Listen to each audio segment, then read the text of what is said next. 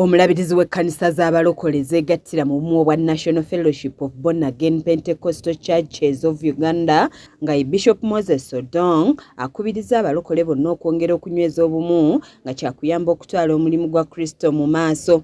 Ono asinzidde mu kkanisa ya Light of the World esangibwa e Kanyanya bw'abadde atuuza aba Reverend n'abaweereza abaweredde ddala 2 ng'omukolo guno gubaddeko n'okujaguza emyaka 8 bukye ekkanisa eno eya Light of the World etandikibwawo nga wetwogerera ebanzeewo amatabi amalala gawera ddala 3 okwetooloola eggwanga lyonna. Celebrating emyaka 8 ne celebrating ekkanisa 31 ze tutandise branches across the county Tambudde district eziwera almost nga 16.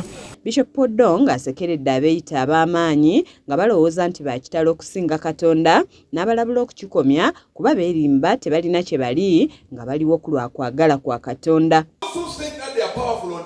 Ababalowooza nti bamaanyi ku lwabo. Ababalowooza balina eggye ery'amaanyi. Balina erinnya ery'amaanyi. Bagagga nnyo. Bamaanyi ku lwabo. Ono agamba nti ensi ejjudde okubonaabona okutagambika ate nga kwaliwo ne mu mirembe egyasooka ng'ategeeza nti mu bulamu temuli kuwummula wabula ng'eyeekwata ku Katonda awummula. Buli kintu kyonna ekigenda mu maaso kikuwakanya kubanga kino kibaddewo na kino kibaddewo. Ova mu kino n'oyingira mu kino omaliriza kino ekiragiro ekiragawo. Omuntu alifuna ddi ku mirembe?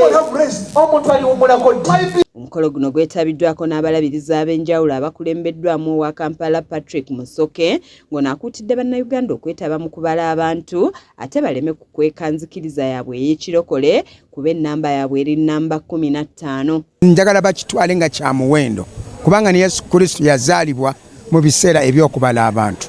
Nyeri bonna abatuuliriza ng'enzikiriza yaffe nga abalokole njagala okukyetabiramu okubiriza abantu bonna okukyenyigiramu. Ye Ssaabakunzi w'ekibiina kya NAFBAC mu ggwanga Bishop Joseph Sekate era nga ye musumba w'ekkanisa ya Jericho Breakers Ministries esangibwa ekyebando naye akuutidde abalokole okukuuma obumu nga beewala enjawukana era bongere n'okuzimba amasinzizo okusobola okunyweza obulokole. Amakanisa gasimbibwe amasabo bana basobola okugateeka okumpi ne tubeera nga tuwanagana ate ekkanisa za Kristo ne bwe zinaabangana kumpi nze ndaba omulabe tuba tumufunza. Nsaba abasumba mukkirize musumba bw'aba akuliraanye tomulwanyisa oba tomukyawa wabula mukoleko omukwano twongere okuzimba obwakabaka bwa Katonda. Omusumba Yunus Matembe ayogedde ku ebyo bye basobodde okutuukako mu bbanga ery'emyaka 8 gye bajaguzza olunaku olwaleero nga naye annyikiza ensonga y'okubala abantu n'alaga n'amakulu agagirimu. Nga tulaga numbers. Temuddamu kulimbibwa kubayita others, temuddamu kulimbibwa kutwalibwa mu madiini malala. Bwe banaakubuuza oli wanzikiriza ki ekintu kiri kimu ndi mulokole.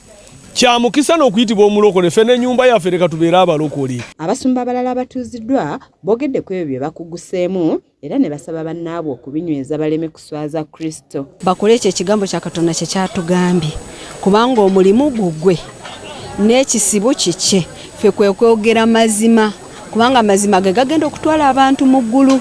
Kiza Peter yakusakidde eggulu erino ku lwa KSTV agaleero.